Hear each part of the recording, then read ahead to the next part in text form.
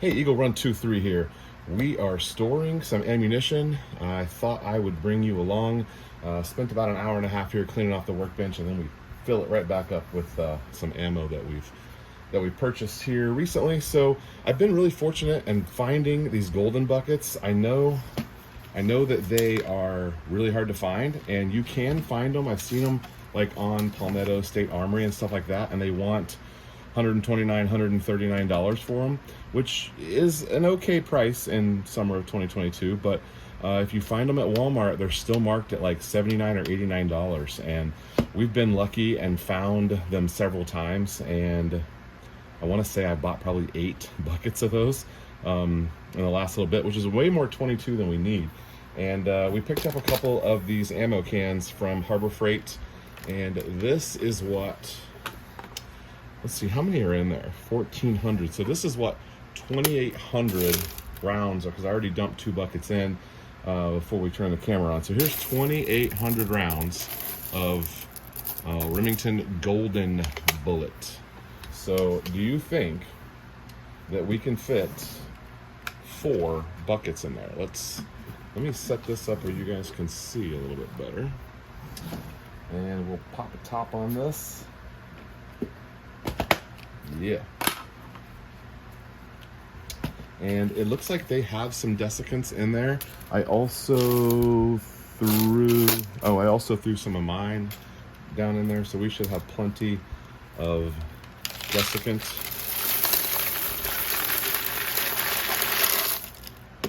Ooh, that's gonna be close.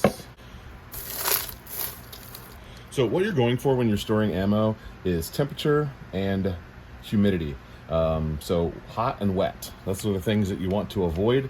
You don't want anything getting wet, and you don't want anything getting too hot. Now, some things I do store in my garage, and I'm in Texas, and it can get to 110 degrees. I don't store any food or anything out here, but ammunition, it's still a safe temperature for ammunition. Should it get super duper hot, I have taken things inside before, but I also don't want to change temperatures a whole lot. So if they're out here and then I take them in the AC, that's hot, cold, that's a recipe for moisture. So I want to try to seal these up, leave them sealed up.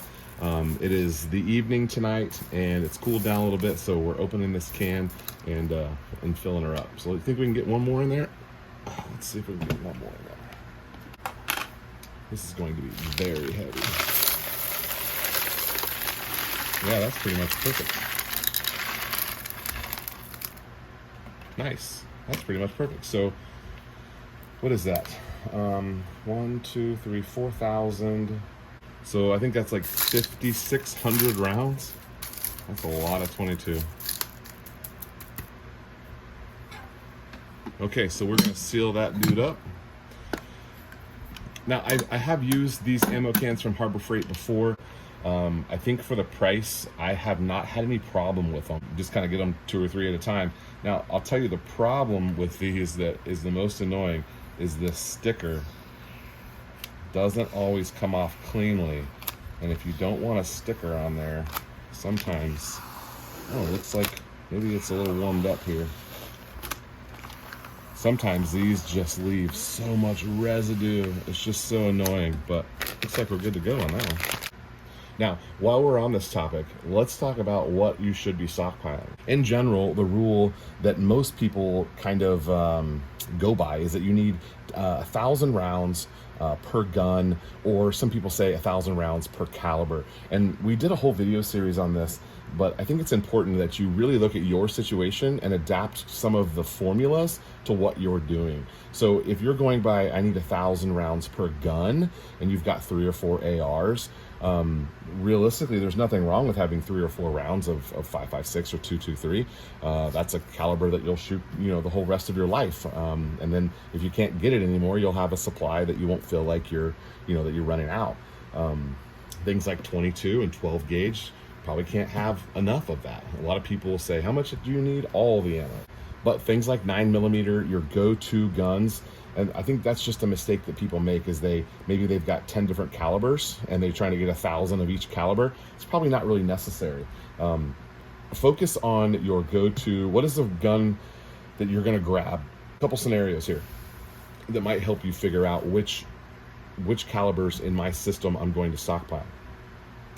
It's the middle of the night and you hear a loud noise. What gun do you grab? Well, that gun's caliber, that's one that you need to put into the I'm stockpiling category. So 1,000 really is kind of the floor for that caliber. You want to make sure you have at least 1,000 rounds for that one. So for most people, that's going to probably be a 9mm handgun, or maybe a 45, or God forbid a 40.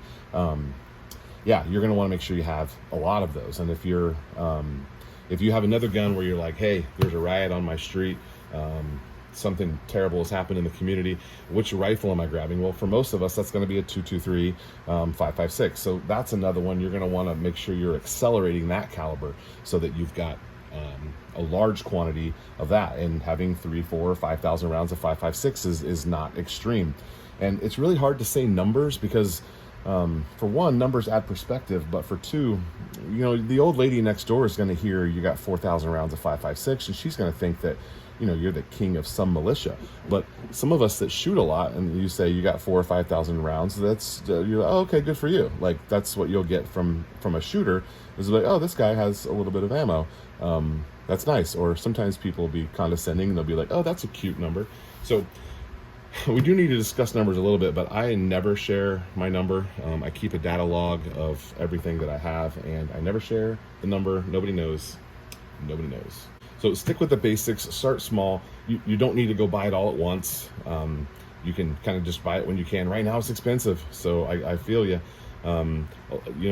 We did start reloading. If you want to look into reloading, it's expensive to get started in reloading, and you may not really save a bunch of money, but it is a good hobby. It's a quality hobby, and some people shoot just so that they can reload more, and then some people reload so they can shoot more. So you have to kind of see which side of the coin you're on for that. And I do recommend reloading. We have a reloading channel, Eagle Reloads, if you want to kind of see where I started. I am not an expert. I am an extreme beginner, but we're learning, having a great time in the reloading community. So keep your ammo dry, keep it cool, and it'll last as long as you need it.